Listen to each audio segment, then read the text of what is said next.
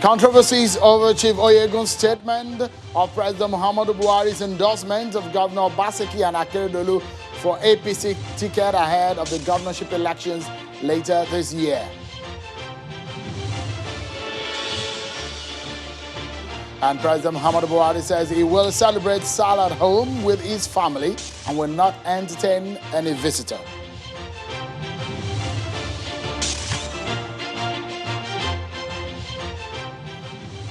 Hello everyone and welcome to the program. This is Politics Today live on Channels Television. I'm Sean Kimbaloye in Lagos. Let's tell you that President Muhammad Buhari says he will be conducting his Eid prayers with his family at home and will not be receiving homages. According to the presidency, this is in observance of the lockdown measures in the Federal Capital Territory, Abuja. The Sultan of Sokoto and President General of the Jamaatul Nasir Islam, Alhaji Sahad Abubakar III, had suspended Eid congregational prayers across the country, as well as a protocol against a mass gathering issued by the Presidential Task Force on COVID-19. Before we dive into perhaps our major conversation tonight on the election in Edo and Ondo State, let's tell you about some other stories that we are following for you on our political roundup.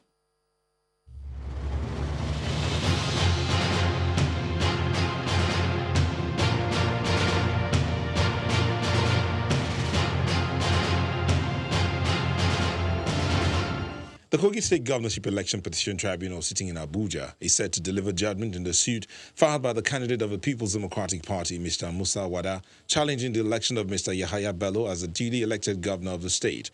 In a notice signed by the Secretary to the Tribunal, Mr. Umar Abubakar, parties are advised to be at the Federal High Court venue of the Tribunal by 10 a.m. on Saturday, the 23rd of May 2020.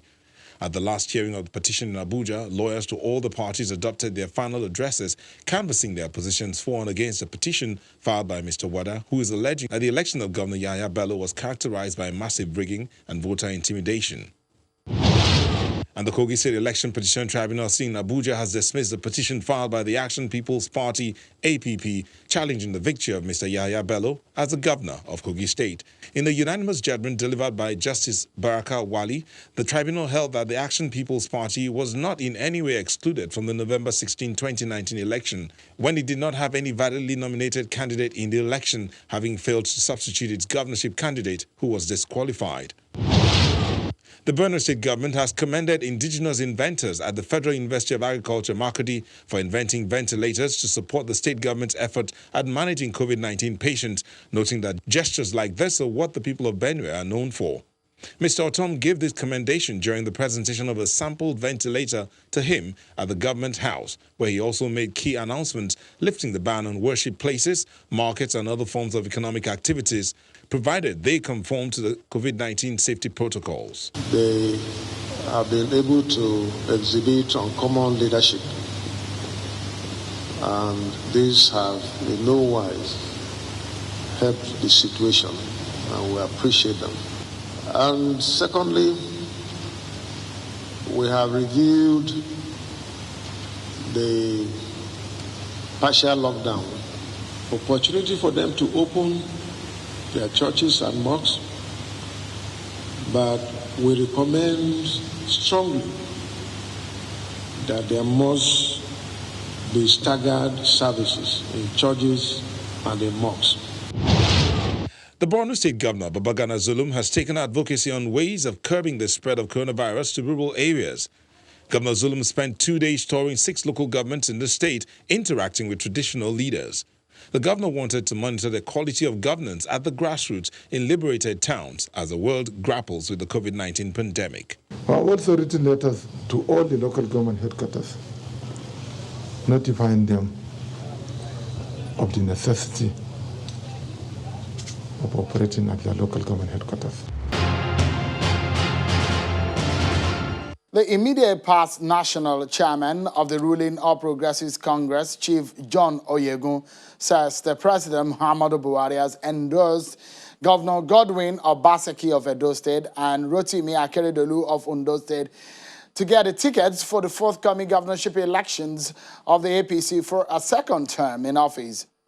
unless they do not wish to continue in office. The statement by Chief Oyegun was widely published yesterday in an advertorial in some national newspapers. Governor Obaseki and Akeredolu are both members of the APC serving their first term. The statement of the former APC national chairman has generated loads of controversies. Let's now speak and get some clarity from Chief John Oyegun tonight. Thank you so much, Chief Oyegun, for joining us tonight on the program. Let's get some more confirmation from you. You said the president that is waiting on some of the crises in the party and also endorsed the governors of these two states for the tickets of their state. Should they refuse, of course, the chance of forced refusal. When did the president make this decision? No. This is, let me make it very, very clear. At the peak of the crisis around the national chairman of the party, you will notice that a peaceful, so to speak, resolution was embarked upon. And there were conditionalities to that. And this has been in the public domain. It has been in the public space. Nobody has denied it. Those that felt you recall or suspended the part of it had been implemented. And part of the conditionalities was that these governors, no impediments should be placed in their way. They should be given right of first refusal, which is normal. They are incumbents. That does not mean that there will be no contestants, other contestants. It doesn't mean that. But there shouldn't be, like in the case of Edo State, that deliberate move, so to speak, to make it impossible for him to recontest. For example, there's the official APC in Edo State, and there's one APC loyal to the national president in Abuja. How do you resolve a situation like that? So I think that was the intent of this compromise. Let me get, Chief Oyegun, apologies, let me get it clearly. Hold on. When did the president make this statement? Because that's one of the issues that have been generated. Specifically, where and at what forum did he make that statement? No, nobody made a public statement. You know, there were meetings and compromises that were arrived at. It wasn't, I know, come on, these things don't happen like that. In politics, you see, when you have such a terrific situation as the position of national chairman in dispute, you sit down quietly when things have gotten too hot, and you arrive at compromises like this. So leave it. You don't expect the kind of formal announcement. That doesn't happen. It doesn't. This is Chief Oyegun, this is going to be perhaps the first time we're going to, that I can remember, for President Buhari to come forward and endorse. It does look like an automatic ticket for... No. You are putting it too strongly. The part of the compromises to settle the disputes surrounding the national chairman. Compromises done quietly and in the boardroom is what I am saying. And that has been in the public domain. I'm not the first to say it. It has never been denied. But as the stakeholders... Don't try to make it as if there has to be a publication to that effect. No, things don't happen like that when in testy situations that confronted the APC. Decisions have to be made to save everybody's faith. All right. Chief Oyegun, are there this information, is it available to other parties in Edo and Ondo State? I know you know more of Edo State, but do you think that other people who are in the race are aware of this information? Those who needed to know are aware of that situation. So should they be running in the race if the president endorsed? Hold on a minute. The compromise was not that only these two incumbent governors should contest. Get that clear. It is that no impediment should deliberately be put in their way, which means give them the right of first refusal. They're incumbents. Any sensible party, unless an incumbent has been a horrible disappointment, will, of course, they have right of first choice, like the presidential elections. The last one we just conducted. You think, We Chief had an Oyegun, incumbent. this may generate some more crisis in the party? Hold on, let me tell you this. There's already crisis in the party. We are trying to keep this party in the spirit of the founding fathers, from which it has seriously departed. I mean, look at the situation in Edo State. How can a thing like that arise? How can it arise? How can the state from which a national chairman comes supposedly be having two APCs? I mean, you can't think of it. So the circumstances are unique. The circumstances are special. And they have to also be dealt with in a very unique and a very special way. Chief John Oyegun, former APC national chairman, thank you so much indeed for your time tonight. It's a pleasure. Thank you, sir. Thank you. There are some people who may hold opposing views to that of Chief Oyegun and perhaps the stand of President Buhari in this matter. I'm being joined by a chieftain of the APC and former governorship aspirant in Edo State, Mr. Blessing Mohamed. He joins us from our Abuja studio. Thank you so much, Mr. Mohamed, for joining us tonight. Let me get your view quickly on the stance of President Buhari on this issue and what you've heard Chief Oyegun say tonight. What is your immediate reaction to that? Good evening, Mr. Sheung. I must tell you the truth. And the truth is that Chief John Oyegun is our father and is a leader of our party, but he's not speaking the truth. He's not speaking the truth in the sense that we all know Mr. President. Mr. President is not a man of compromise. Mr. President is a law-abiding member of the APC and a leader of the same party. And Mr. President is a man who believes in the rule of internal party democracy. So there's never a time, because if you listen very well, he was approbating and reprobating. He was saying that he had a private meeting with the president where the president told him that he has endorsed these persons. But to the knowledge of members of the party and leaders of the party, there was no such meeting at any point in time. And even if there must be a meeting like that, it should be with the National Working Committee of the party or the NEC of the party, and not with Chief John Oyegun, who is no longer the national chairman of the party. So for the fact that he is no longer the national chairman of the party, he's not in a position to discuss or tell Nigerians what the president has told the party. The party, they have a spokesperson who should speak on behalf of the party. And I must confess this to you that I have worked with Mr. President as Deputy Director of Buhari Support Organization. I know the president, I know his character, and not just that, I wrote a book, 72 Leadership Qualities of Buhari, the Good Samaritan. And I wrote another book, again, The Brave Heart of Buhari, the President of Nigeria. Sorry if I'm aborting. A quick one before we go on our break on the program. It's a procedure in politics that incumbents are usually given a chance of first refusal. Do you think that the president, if truly what Chief Oyegun has said tonight, do you think the president has done something that is unusual? You see, Mr. Sheung, the truth of the matter is that the APC is run by the constitution of the party. And if you go to Article 20 of the APC constitution, you realize that there are procedures laid down for party primaries. I don't know if you understand what I mean. There are procedures laid down. These are procedures, these are laws that are backed up by the Electoral Act 2010. And these are laws that are backed up by the Constitution of the Federal Republic of Nigeria under Section 153, subsection 1. So the president will not wake up as a man who believes in the law, who obeys the law, and who promotes the law, to say that he has nominated anybody.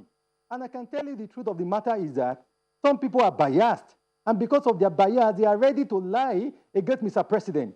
Mr. President is a man of integrity. He's a man who believes in... Mr. Agbamere, let's take a breather. Let's take our break on the program. Mr. Agbamere, apologies. Let's take a break. When we come back, there is perhaps a more intriguing matter. In the midst of the health emergency at COVID-19, how is INEC going to conduct this election? We have Mr. Festus Okoye in our Abuja studio to give clarity on the procedure INEC is going to take in conducting the Edo and Ondo state election. INEC is saying they will go ahead. Join us again. Thank you so much, everyone, for staying with us on the program.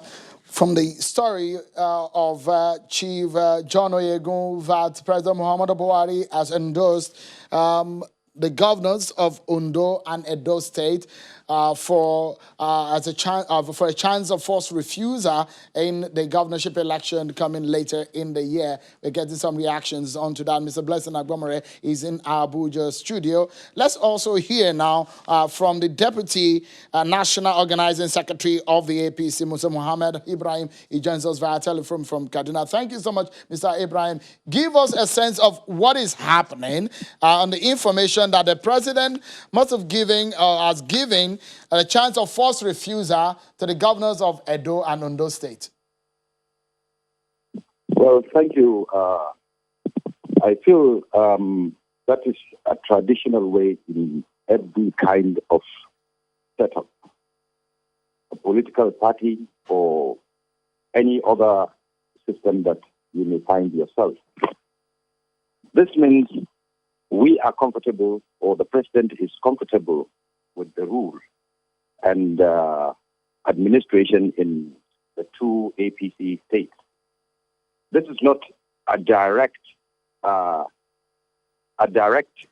order, but trying in as much as possible to bring about the unity in the party, to make the people feel the oneness of APC. By so doing, he's advising on all members of the APC to have a one clear direction on whom to elect. That's what I feel.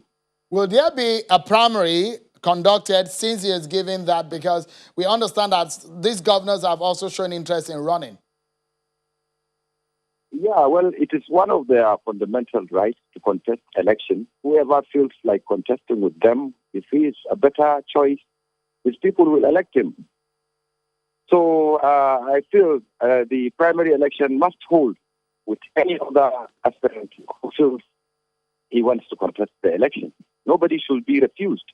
All right. So, but is there going to be indirect or direct primaries in the conduct of these two primaries for the APC? As a party, I think even the chairman or others that have asserted that it is going to be a direct primary mode of election, they have jumped to the gun, I would say, because the National Executive Committee of the party have not met for a very long time to ratify what kind of mode. We are members of the Non-National Working Committee, my own office, and a lot of things we are not so clear about that. I think a National Executive Committee meeting should hold before any other thing is being put in place. All right, Mr. Mohamed Ibrahim, APC Deputy National Organizing Secretary, thank you so much indeed for talking to us tonight.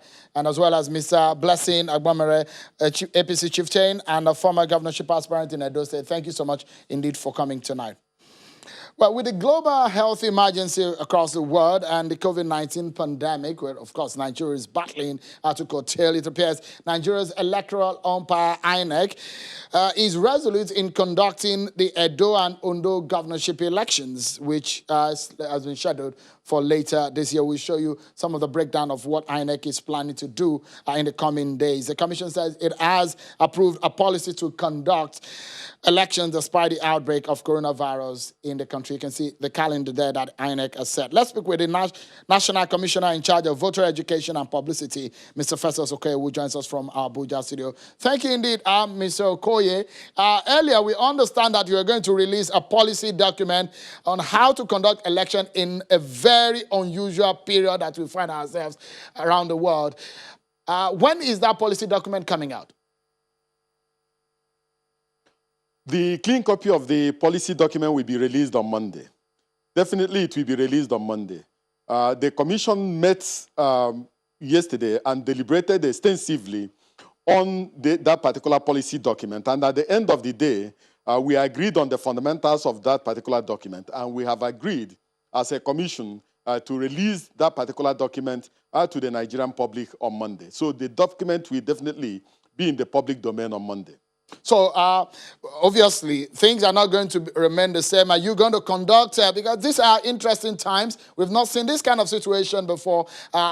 For our elections, any fundamental change that we will see for voters and political parties? Definitely, there will be fundamental changes. We are in a very unusual environment and unusual situation. We are in a situation that is called novel. So being a novel situation, the Commission has decided to respond to this particular novel situation by looking at its previous policy and then rejigging and redesigning its policy to meet with this global challenge that we are faced with. So definitely there will be fundamental changes to the way things are done in relation to the conduct of elections in Nigeria. So you are going ahead as planned. Has anything changed in your timetable and the schedule of activities that you have released so far? No, nothing has changed in the timetable and schedule of activities we have released so far. The political parties are already in possession of this particular document. So I presume that they are already preparing for both elections. So as of today, nothing has changed. We are going ahead with the conduct of the governorship election on the 19th day of September 2020, for that of Ondo on the 10th day of October 2020. So we are going ahead with both elections, and the dates remain the same, and nothing has changed. So because we know that in some parts of the world, elections are being conducted, I know if you show our viewers now some of the plans that you have in the coming days, INEC stakeholders meeting from the 30th of May, some other plans that you have. Give us a sense of what Nigerians, especially political parties, should be expecting. A more digital way of conducting elections, or are you just going to abide by the procedure of the social distancing at the polls? Definitely. INEC is a public institution, and there are already protocols out there in the public domain, which the Independent National Electoral Commission must key into. And we also expect that the political parties will also observe all those protocols in the conduct of their party primaries and in the conduct of their campaigns. So what we have done is to design a policy document, a policy framework that responds to this new novel situation that Nigeria is confronted with. So that since we are going to be deploying ad hoc staff, since we are going to be monitoring party primary elections, since we are going to be deploying to the polling units, we want to respond to each particular situation. So in this new framework that we have designed, we have a section dealing with health issues, we are responding to legal issues, we are responding to electoral matters, and so on and so forth. So it's a gamut of issues that responds to the new challenges we are faced with in the country now. Mr. Festus Okoye, the National Commissioner in charge of voter education and publicity at INEC, thank you so much indeed for coming tonight. We will keep our fingers crossed. Wait till Monday. Look ahead to the policy document, the cleaner version, and we hope that we'll get them so that we can talk more on it on Monday. Thank you so much indeed for coming on tonight. Well, that's our show for tonight, everyone. Many thanks for watching. I'm Sean Kimbaloya. Have a wonderful weekend.